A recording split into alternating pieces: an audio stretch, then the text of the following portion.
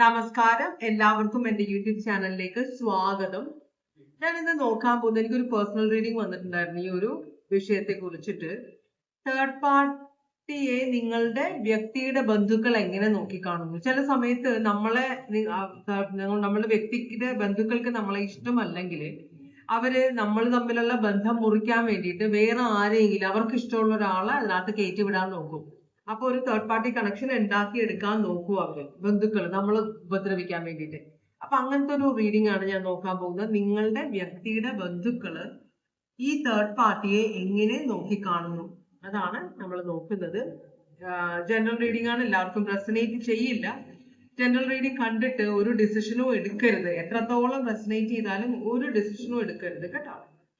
അപ്പോ ഓറക്കൽ മെസ്സേജ് വെച്ച് നമ്മൾ തുടങ്ങുകയാണ്. ഭഗവാനെ നമഃ ശിവായ, ഓം നമഃ ശിവായ, ഓം നമഃ ശിവായ, ഓം നമഃ ശിവായ, ഓം നമഃ ശിവായ, ഓം നമഃ ശിവായ, ഓം നമഃ ശിവായ, ഓം നമഃ ശിവായ, ഓം നമഃ ശിവായ, ഓം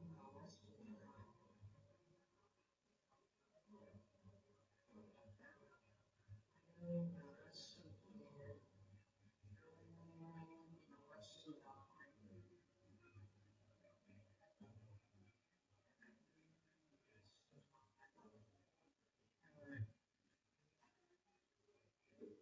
ഒരു വലിയ ചേഞ്ച്, നിങ്ങൾ ആഗ്രഹിക്കാത്ത ഒരു ചേഞ്ച് നിങ്ങളുടെ ജീവിതത്തിലേക്ക് വരുന്നുണ്ടെന്നാണ് യൂണിവേഴ്സ് പറയുന്നത്, ഭഗവാൻ പറയുന്നത് കേട്ടോ. നിങ്ങൾക്ക് ഇത് ഒട്ടും ഇഷ്ടമില്ലാത്തൊരു കാര്യമായിരിക്കാം, പക്ഷെ എന്നാലും ഈ ചേഞ്ച് നിങ്ങൾ ആക്സെപ്റ്റ് ചെയ്തേ പറ്റുള്ളൂ എന്നാണ് പറയുന്നത്. ചേഞ്ചിന്റെ കാർഡാണ്. ഓൾറൈറ്റ്, അപ്പൊ നമുക്ക് റീഡിങ്ങിലേക്ക് പോകാം. തേർഡ് പാർട്ടിയെ നിങ്ങളുടെ വ്യക്തിയുടെ ബന്ധുക്കള് അവർക്ക് തേർഡ് പാർട്ടിയോടുള്ള ഫീലിങ്സ് എന്താണ് അതാണ് നമ്മൾ നോക്കുന്നത്.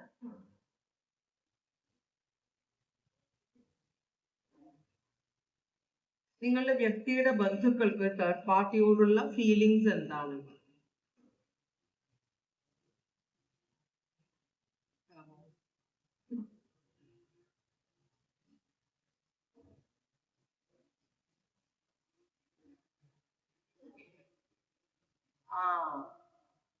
തേർഡ് പാർട്ടി ജോലിയുള്ള ഒരാളാണ്.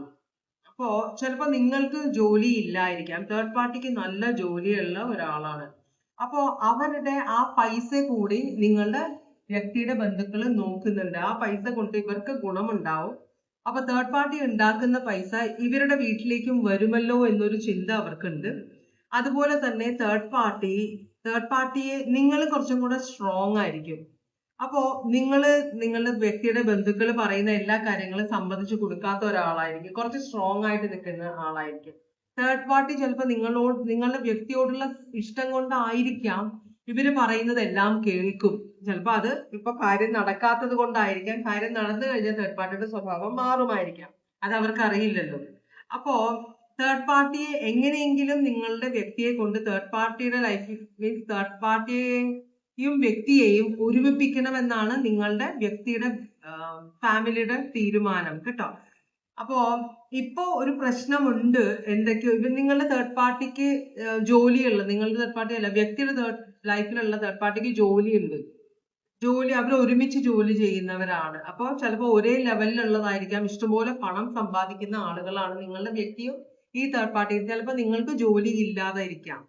അപ്പോ അതുകൊണ്ട് തന്നെയാണ് നിങ്ങളുടെ വ്യക്തിയുടെ ഫാമിലി തേർഡ് പാർട്ടിയുമായിട്ടുള്ള ഒരു ബന്ധം എൻകറേജ് ചെയ്യുന്നത്. അവർക്ക് തേർഡ് പാർട്ടിയുമായിട്ടുള്ള ഒരു സ്നേഹം അങ്ങനെയൊന്നുമില്ല. അവര് എന്നുവെച്ചാല് പൈസയാണ് ഇവർക്ക് നോട്ടം.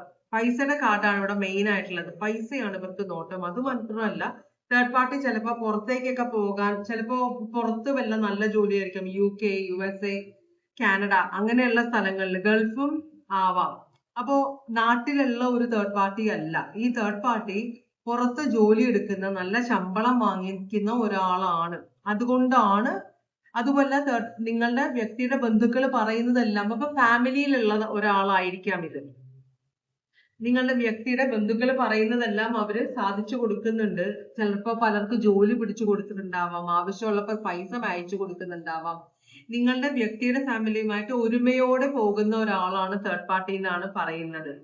അപ്പൊ അതുകൊണ്ട് തന്നെ ഇവർക്ക് നിങ്ങളെക്കാൾ കൂടുതൽ തേർഡ് പാർട്ടി നിങ്ങളുടെ വ്യക്തിയുടെ ജീവിതത്തിൽ വരുന്നതാണ് ഇഷ്ടം. അപ്പോ സാജിറ്റേറിയസ് സോഡിയാക് സൈൻ ഇവിടെ വന്നിട്ടുണ്ട്. പിന്നെ വന്നിട്ടുള്ളത് ജെമിനായി ആണ് കേട്ടോ. അപ്പോ നോക്കാം. അപ്പൊ അതാണ് നിങ്ങളുടെ വ്യക്തിയുടെ ഫാമിലിക്ക് തേർഡ് പാർട്ടിയോടുള്ള ഫീലിങ്സ്. അവര് വന്നു കഴിഞ്ഞാല് പണത്തിന് ബുദ്ധിമുട്ടുണ്ടാവില്ല, പിന്നെ ഇവര് പറയുന്ന പോലെ തന്നെ നിന്നോളും തേർഡ് പാർട്ടി എന്നൊരു ചിന്തയും കൂടി ഉണ്ട്. പിന്നെ അവര് തേർഡ് പാർട്ടി ബന്ധത്തിനെ എൻകറേജ് ചെയ്യുന്നുണ്ടോ എന്ന് ചോദിക്കുമ്പോൾ യെസ് എന്നാണ്. അവർക്ക് ഫാമിലിയിലുള്ള ഒരാളാണ് തേർഡ് പാർട്ടി, പുറത്തുനിന്നുള്ള ആളല്ല. ഒരേ റിലിജിയൻ, ചിലപ്പോൾ നിങ്ങൾ തമ്മിൽ 2 റിലിജിയൻ ആയിരിക്കാം, നിങ്ങളുടെ വ്യക്തിയും നിങ്ങളും തമ്മിൽ 2 റിലിജിയൻ ആയിരിക്കാം. പക്ഷെ തേർഡ് പാർട്ടിയും നിങ്ങളുടെ വ്യക്തിയും ഒരേ റിലിജിയനിലും മതത്തിലും ഒരേപോലത്തെ വിശ്വാസങ്ങളും കൾച്ചറും എല്ലാം ഒരുപോലെ ഫോളോ ചെയ്യുന്ന 2 പേരാണ് നിങ്ങളുടെ വ്യക്തിയും തേർഡ് പാർട്ടിയും. അപ്പൊ അതുകൊണ്ട് തന്നെ നിങ്ങളുടെ വ്യക്തിയുടെ ഫാമിലിക്ക് അവരുടെ കൾച്ചറിന് ഒത്തു പോകുന്ന ഒരാളെയാണ് നോട്ടം. അപ്പൊ അതുകൊണ്ട് തന്നെ അതിന് വേണ്ട കമ്മ്യൂണിക്കേഷൻ ഒക്കെ ഇവര് സ്ഥിരമായിട്ട് തേർഡ് പാർട്ടിയോട് നിങ്ങളുടെ വ്യക്തിയുടെ ബന്ധുക്കൾ സംസാരിക്കാറുണ്ട് കേട്ടോ. അപ്പോ ഇവര് തമ്മിൽ ഫാമിലി പരമായിട്ടും എല്ലാവർക്കും ഒരു കണക്ഷൻ ഉണ്ട്. അപ്പൊ എല്ലാവരും പല വിധത്തില് നിങ്ങളുടെ വ്യക്തിയുടെ ജീവിതത്തിലെ തേർഡ് പാർട്ടിയെ നിങ്ങളെ മാറ്റിയിട്ട് ആ സ്ഥലത്ത് പ്രതിഷ്ഠിക്കാൻ ആഗ്രഹിക്കുന്നുണ്ടെന്നാണ് പറയുന്നത്. ഇവർ തമ്മിൽ കോൺസ്റ്റന്റ് കമ്മ്യൂണിക്കേഷൻ ഉണ്ട്. നിങ്ങളുടെ വ്യക്തിയുടെ ലൈഫിലുള്ള തേർഡ് പാർട്ടിയും വ്യക്തിയുടെ ഫാമിലിയും തമ്മിൽ, വ്യക്തിയല്ല ഇവിടെ, അവരുടെ ബന്ധുക്കളെയാണ് നമ്മൾ നോക്കുന്നത്. കാരണം നമ്മൾ ഒരാളെ വിവാഹം കഴിച്ച ആളുടെ ജീവിതത്തിലേക്ക് പോകുമ്പോൾ, അല്ലെങ്കിൽ ആരായാലും പെണ്ണ് ആണിന്റെ മീൻസ് ആണിന്റെ ലൈഫിലേക്ക് പോകുമ്പോഴും ആണ് പെണ്ണിന്റെ ലൈഫിലേക്ക് പോകുമ്പോഴും അവർ ഒറ്റയ്ക്കല്ല, അവരുടെ ചുറ്റുമുള്ള ബന്ധുക്കളും കൂടെ അതിനകത്തൊരു ഭാഗമാണ്. അപ്പൊ എത്രത്തോളം നമ്മൾ ബന്ധുക്കളെ ഒഴിവാക്കാൻ നോക്കിയാലും, ബന്ധുക്കളൊന്നും ഒരു പ്രശ്നമല്ല എന്ന് നമ്മൾ പറഞ്ഞാലും, ബന്ധുക്കള് നമ്മളുടെ വിവാഹത്തിലെ ഒരു ഭാഗമാണ്. അവരെ നമുക്ക് ഒഴിവാക്കാൻ പറ്റില്ല. അപ്പൊ അതുകൊണ്ടാണ് ഇങ്ങനത്തെ ഒരു റീഡിംഗ് നോക്കുന്നത്. അപ്പോ കാരണം എത്രയൊക്കെ നമ്മൾ പറഞ്ഞാലും, എത്രയൊക്കെ നമ്മളെ സ്നേഹിച്ചാലും, അന്ന് വരെ പരിപാലിച്ച് വളർത്തി കൊണ്ടുവന്ന അമ്മയും അച്ഛനെയും ബന്ധുക്കളെയും, അമ്മാവൻ അമ്മായി, ബ്രദേഴ്സ് സിസ്റ്റേഴ്സ്, ഇവരൊന്നും ഉപേക്ഷിക്കാൻ ആർക്കും പറ്റില്ല. കുറെയൊക്കെ നമ്മൾ അഭിനയിക്കും. ചിലപ്പോ മറ്റാളെ പ്രീതിപ്പെടുത്താൻ വേണ്ടി നമ്മൾ ഇവരെ വേണ്ടാന്ന് വെക്കുന്ന, ചിലര് വേണ്ടാന്ന് വെക്കും കേട്ടോ. ചിലര് വിവാഹം കഴിച്ചു കഴിഞ്ഞാൽ ഭർത്താവിന്റെ വീടാണ് പിന്നെ അവർക്ക് സ്വർഗം, പിന്നെ അവരുടെ വീട്ടുകാരെ ഒരു നോട്ടവുമില്ല. അതിവിടെ റീഡിങ് കാണുന്ന പല അമ്മമാർക്കും അതാ മനസ്സിലാകും ഞാൻ പറയുന്നത് എന്താണെന്ന്. അപ്പോ അങ്ങനെയുള്ള ആളുകളുണ്ട്. പക്ഷെ മെജോറിറ്റി ആളുകൾക്കും സ്വന്തം വീട്ടുകാരെ മറക്കാൻ പറ്റില്ല. ഒരു പെണ്ണ് വന്ന് കയറി അല്ലെങ്കിൽ ഒരാണ് വന്ന് കല്യാണം കഴിച്ചു എന്ന് പറഞ്ഞിട്ട് നമ്മളുടെ ബന്ധുക്കളെ നമുക്ക് ഉപേക്ഷിക്കാൻ പറ്റില്ല. അപ്പൊ അങ്ങനത്തെ ഒരു സിറ്റുവേഷൻ ആണിത്. അപ്പൊ ഫാമിലി കോൺസ്റ്റന്റ് ആയിട്ട് തേർഡ് പാർട്ടി ആയിട്ട് കോണ്ടാക്ട് ഉണ്ട്. അവരെ എങ്ങനെയെങ്കിലും ഇതിനകത്തേക്ക് കൊണ്ടുവരാനും അവരുടെ പ്രലോഭിപ്പിച്ച് നിങ്ങളുടെ വ്യക്തിയുടെ ജീവിതത്തിലേക്ക് കയറ്റാനും ഇവര് നോക്കുന്നുണ്ട് എന്നാണ് പറയുന്നത് കേട്ടോ. അപ്പൊ ഇവര് എൻകറേജ് ചെയ്യുന്നുണ്ട്, നിങ്ങളുടെ വ്യക്തിയുടെ ബന്ധുക്കള് തേർഡ് പാർട്ടിയെ പ്രോത്സാഹിപ്പിക്കുന്നുണ്ട് ഈ റിലേഷൻഷിപ്പിൽ വരാൻ വേണ്ടിയിട്ട്. അപ്പോ ഇവരുടെ ഉദ്ദേശം എന്താണ്? ഇപ്പൊ നിങ്ങൾ കല്യാണം കഴിച്ചിട്ടുള്ളതാണെങ്കിൽ ഇവരുടെ ഉദ്ദേശം എന്താണ്? ഇവര് വളരെ പ്ലാനിങ്ങോട് കൂടിയാണ് മുമ്പോട്ട് പോകുന്നത്, വളരെയധികം പ്ലാനിങ്ങോട്. ഇവർക്ക് ഫിനാൻഷ്യൽ ബെനിഫിറ്റ്സ് ആണ് നോട്ടം. നിങ്ങളുടെ വ്യക്തിയുടെ ബന്ധുക്കൾക്ക് ഫിനാൻഷ്യൽ. അപ്പൊ നിങ്ങള് ഇപ്പൊ മെജോറിറ്റി ലവ് മാരേജ് ആവുമ്പോഴും ഈ സ്ത്രീധനം ചോദിക്കാൻ പാടില്ല, പറയാൻ പാടില്ല എന്നൊക്കെ നമ്മൾ പറയുമെങ്കിലും രഹസ്യമായിട്ട് ഇപ്പോഴും അതുണ്ട്. എത്രയോ പെൺകുട്ടികളാണ് ഇപ്പോഴും സ്ത്രീധനത്തിന്റെ പേരിൽ ആകപ്പെടുന്നതെന്ന് നമുക്ക് കാണാം, ന്യൂസിലൊക്കെ കാണാറുണ്ട്. അപ്പൊ ഇവിടെ ഒരു പെൺകുട്ടിക്ക് വേണ്ടിയിട്ടുള്ള റീഡിങ്ങോ ആൺകുട്ടിക്ക് വേണ്ടിയിട്ടുള്ള റീഡിങ്ങോ അങ്ങനെയല്ല, ഇത് ആർക്ക് വേണമെങ്കിലും കാണാവുന്ന റീഡിംഗ് ആണ്. അപ്പൊ ഇവിടെ ലവ് മാരേജിന്റെ സമയത്ത് എന്ത് പറ്റുന്ന വെച്ചാൽ നമ്മൾ കൊടുക്കുന്ന ഗിഫ്റ്റുകൾ ചിലപ്പോ ഒന്നും വേണ്ട എന്ന് പറഞ്ഞ് കല്യാണം കഴിച്ചു കൊണ്ടുപോകുന്ന കുട്ടികളുണ്ട്. ചിലപ്പോ പയ്യൻ സ്വർണം ഇട്ടുകൊടുത്ത് പെൺകുട്ടികളെ കല്യാണം കഴിച്ചു കൊണ്ട്, പക്ഷെ ബന്ധുക്കൾക്ക് അത് ഇഷ്ടാവില്ല. പലതും പ്രതീക്ഷിച്ചായിരിക്കും മകന്റെ കല്യാണം നടത്തുന്നത് അല്ലെങ്കിൽ മകളുടെ കല്യാണം നടത്തുന്നത്. അപ്പൊ പ്രതീക്ഷിക്കാത്ത കിട്ടാതെ വരുമ്പോ അതിനകത്തൊരു ഈർഷ്യ വരും അവർക്ക്. അതാണ് ഇവിടെ കാണിക്കുന്നത്. അപ്പോ നിങ്ങളുടെ വ്യക്തിയുടെ ബന്ധുക്കൾക്ക് തേർഡ് പാർട്ടിയോടുള്ള ഫീലിങ്സ് എന്ന് പറഞ്ഞാൽ വളരെ പ്ലാനിങ്ങോട് കൂടിയാണ് ഇവര് നോക്കുന്നത്. നിങ്ങളുടെ വ്യക്തിയും തേർഡ് പാർട്ടിയുമായിട്ടുള്ള കണക്ഷൻ മാക്സിമം ഇവർക്ക് പ്രശ്നങ്ങൾ ഇല്ലാതെ പണം വന്ന് കയറണമെന്നാണ് ആഗ്രഹം. അപ്പൊ ഇവര് വളരെ പ്ലാനിങ്ങോട് കൂടിയാണ് നിൽക്കുന്നത്. അപ്പൊ ഇവര് ചിലപ്പോ തേർഡ് പാർട്ടിയെയും പറ്റിക്കുകയായിരിക്കാം. മനസ്സിലായോ? നിങ്ങളുടെ വ്യക്തി ചിലപ്പോൾ നിങ്ങളെ ഉപേക്ഷിക്കില്ലായിരിക്കാം. നിങ്ങളുടെ വ്യക്തി ഇവര് കുറെ അധികം പുഷ് ചെയ്യുന്നുണ്ട് നിങ്ങളുടെ വ്യക്തി നിങ്ങളെ ഉപേക്ഷിക്കാനായിട്ട്. പക്ഷെ നിങ്ങളുടെ വ്യക്തി നിങ്ങളെ ഉപേക്ഷിക്കില്ല. അതേസമയം ഇവര് ചീത്തയായ ഹോപ്പ് തേർഡ് പാർട്ടിക്ക് കൊടുക്കുന്നുണ്ട്. അപ്പൊ പാവം തേർഡ് പാർട്ടിയും ഇവിടെ ഒരു കളിപ്പാട്ടമായിട്ട് മാറുകയാണ്. മനസ്സിലായോ?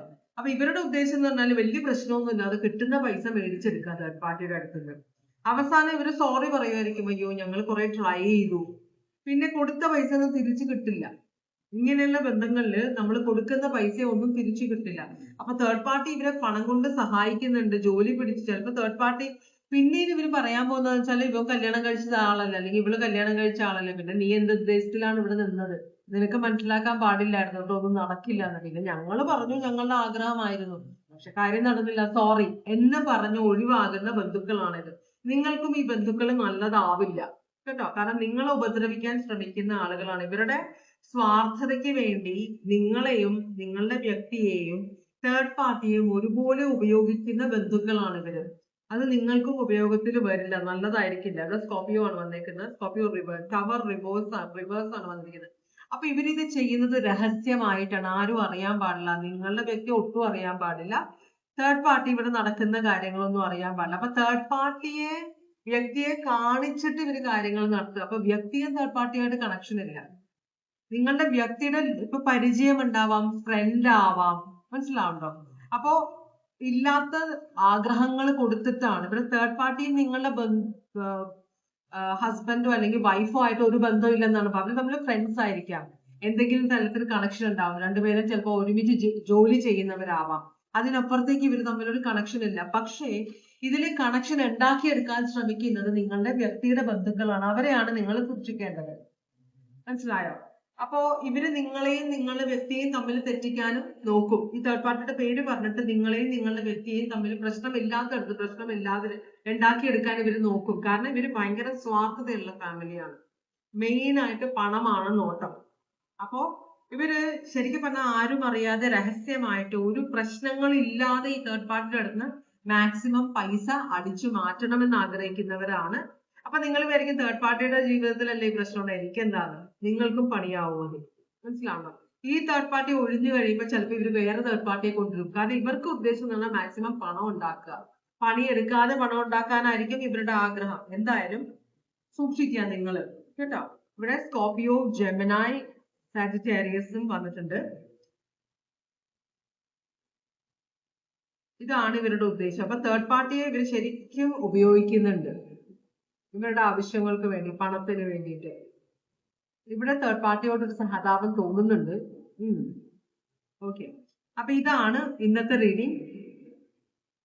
ഇതുവരെ എന്റെ റീഡിംഗ് കണ്ടുകൊണ്ടിരുന്ന എല്ലാവർക്കും വളരെയധികം നന്ദി. എല്ലാവർക്കും ഭഗവാൻ സന്തോഷവും സമാധാനവും സംതൃപ്തിയും സമൃദ്ധിയും ആയുരാരോഗ്യ സൗഖ്യവും അനുഗ്രഹിച്ചു തരാൻ ഇടയാകട്ടെ എന്ന് ആശംസിക്കുന്നു. വീണ്ടും ഒരു റീഡിംഗുമായിട്ട് വരാം. എല്ലാവരും സേഫ് ആയിട്ടിരിക്കുക. Take care. Bye bye.